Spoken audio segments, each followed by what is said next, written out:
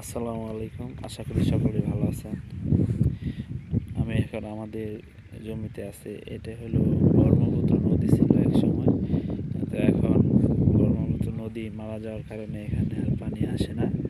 তাই এখানে মানুষে এখন ধান, বিভিন্ন শাকসবজি চাষাবাদ করে। এখানে আমাদের একটা জমি আছে, এখানে আমরা বেগুন চাষ করি। রমজান মাসের উপলক্ষে যে বেগুনটা চাষ করা হয়, এটা আমরা চাষ করি। কিন্তু আমাদের বেগুনের পাশাপাশি আমরা অনেক সাথী ফসল চাষ করি।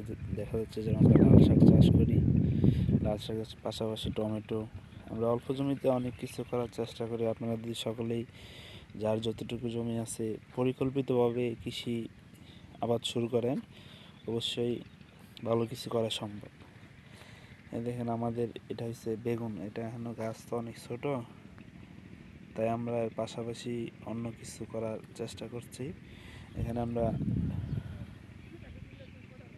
আমরা টমেটো চাষ করছি। দেখেন আমাদের টমেটো গাছগুলো আস্তে আস্তে ফুল আসা শুরু করেছে।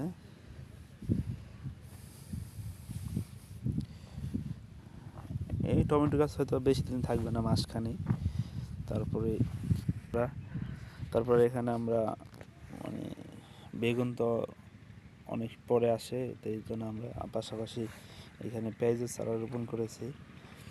সাইড দিয়ে পেঁয়াজ, টমেটো, এই যে লাল শাক, এগুলো আমরা একসাথে অনেক ফসল চাষ করার চেষ্টা করি। তাই আমরা যদি চাই পরিকল্পিতভাবে সবাই যদি এভাবে চাষাবাদ করি, কৃষি, এই দেখেন পেঁয়াজের চারাগুলা মোটামুটি ভালো হয়ে গেছে। আর হয়তো 10-15 দিন বা 20 দিন পরে পেঁয়াজগুলো ওঠানো হবে।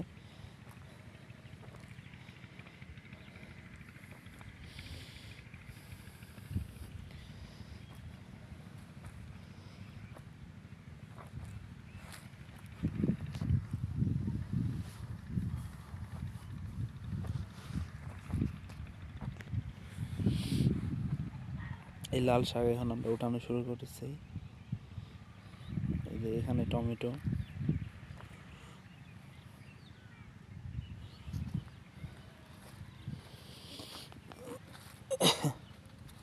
তার পাশাপাশি আমরা এখানে ফুলকপি দিয়েছি। মানে বেগুন ক্ষেতের মাঝখান দিয়ে পানি যাওয়ার জন্য একটা রাস্তা থাকে, এর পাশে আমরা ফুলকপি, এক সাইডে ফুলকপি, আরেক সাইডে দিয়েছি বাঁধাকপি। এগুলা আর কিছুদিন পরে হয়তো বা ওঠানো শুরু করবো আমরা।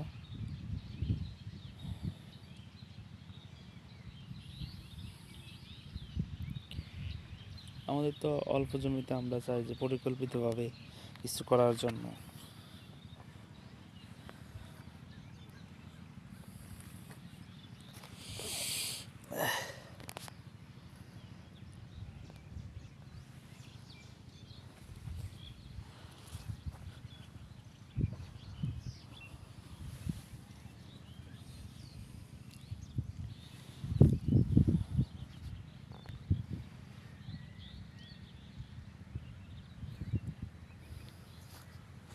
সাথে আমাদের এখানে আবার আমরা মানে বেগুন গাছের ফাঁকে ফাঁকে কাঁচামরিচের চারা রোপণ করেছি।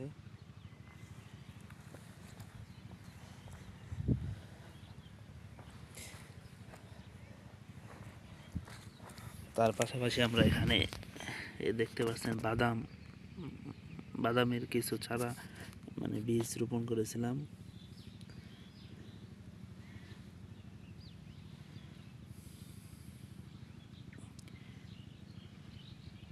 এই হলো আমাদের পেঁয়াজ। আর আশেপাশের জমিগুলোতে মানুষ ধান চাষ করছে, আমরা ধান চাষ করি নাই। আমাদের মূলত ফসল হয়েছে বেগুন আর পেঁয়াজ, বাদাম, ফুলকপি, বাঁধাকপি, টমেটো, এগুলো হচ্ছে আমাদের সাথী ফসল হিসেবে আমরা চাষ করছি।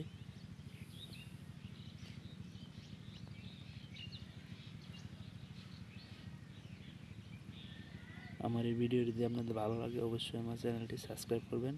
যারা বাংলাদেশের কৃষি ও কৃষককে ভালোবাসেন, সবাইকে ধন্যবাদ।